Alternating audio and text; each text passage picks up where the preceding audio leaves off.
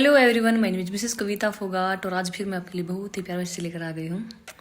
देखो जी, हमेशा कोई न कोई बंदा आपसे पूछता है, रिलेटिव भी पूछते हैं कि क्या हाल चाल है।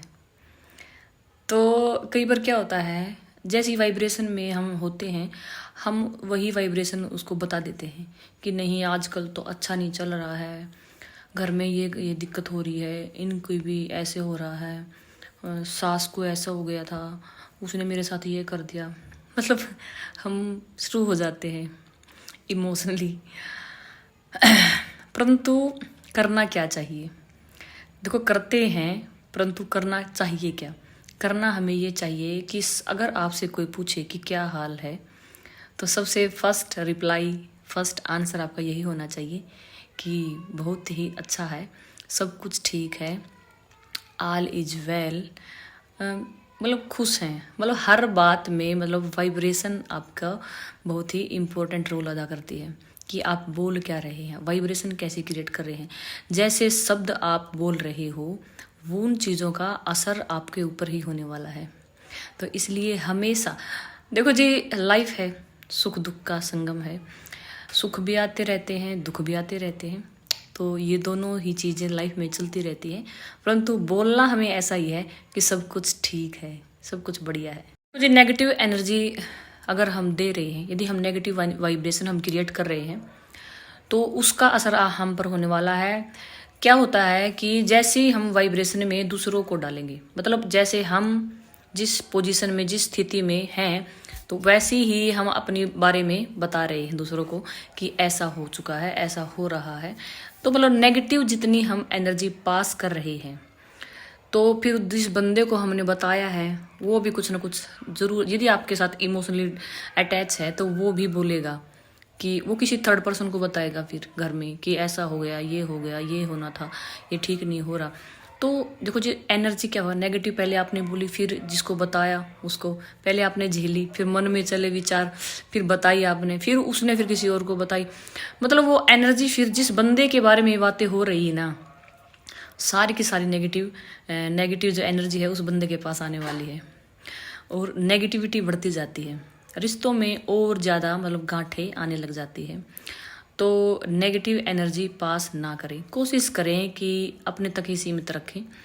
अगर किसी को बताया भी है तो बहुत कम सोचें, पहले मतलब ये सोच के चलें कि सबके साथ ऐसा हो रहा है, होता है। परंतु देखो, मुझे पता है खासकर लड़कियों में ये होता है कि घर ससुराल में कुछ होता है तो अपनी माँ को सबसे पहले वो बताती हैं कि ये हो गया, ऐसा हुआ, ऐसा नहीं होना था, ऐसे बोलती हैं। देखो जी, मेरा कहने का मतलब ये नहीं है कि अगर आप किसी बुरी कंडीशन में हो तो आप किसी से भी शेयर ना करें, ऐसी बात नहीं है। कम से कम लोगों को, बिल्कुल क्लोज पर्सन से हम बात कर सकते हैं, परंतु ज़्यादा ना फैलाएं।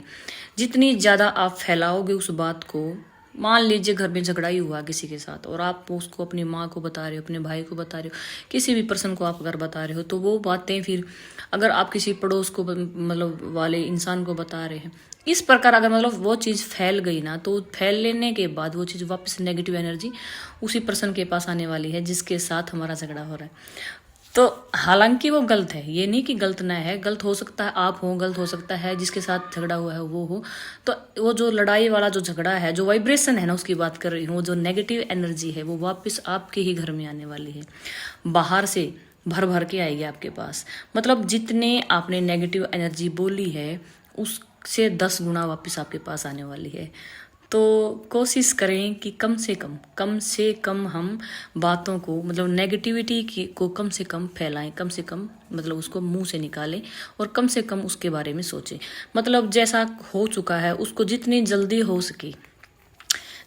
हो सके उसको हम अगर भूलने की कोशिश करते हैं, तो उतनी ही जल्दी हमारी जो पारिवारिक सिचुएशन है वो ठीक होने लगेंगी, उतनी ही जल्दी मतलब हमारे जो रिश्ते हैं वो सुधरने लगेंगे।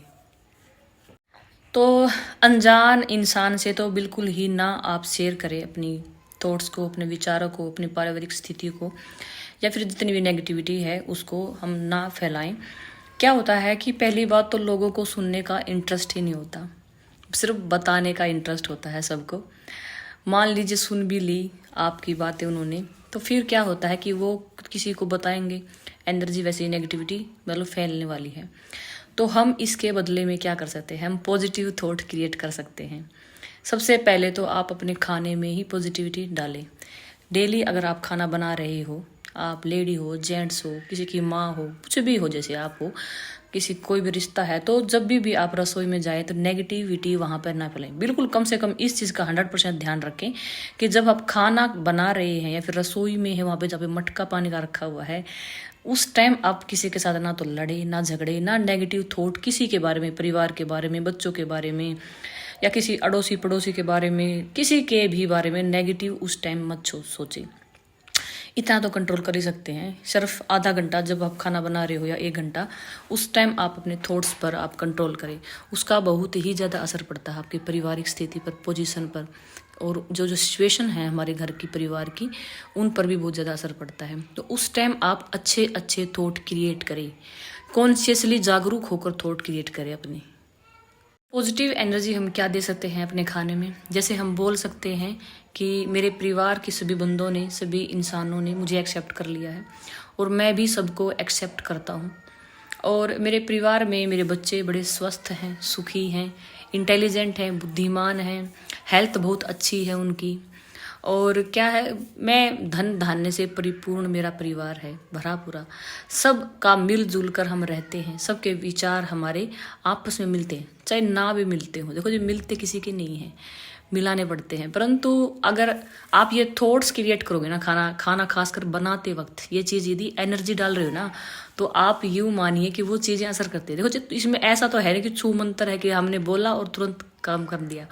उसके लिए हमें डेली रूटीन में ये काम करना पड़ेगा। जिस प्रकार हम कुछ कार्य हम डेली करते हैं अपनी लाइफ के लिए, बिल्कुल इम्पोर्टेंट है।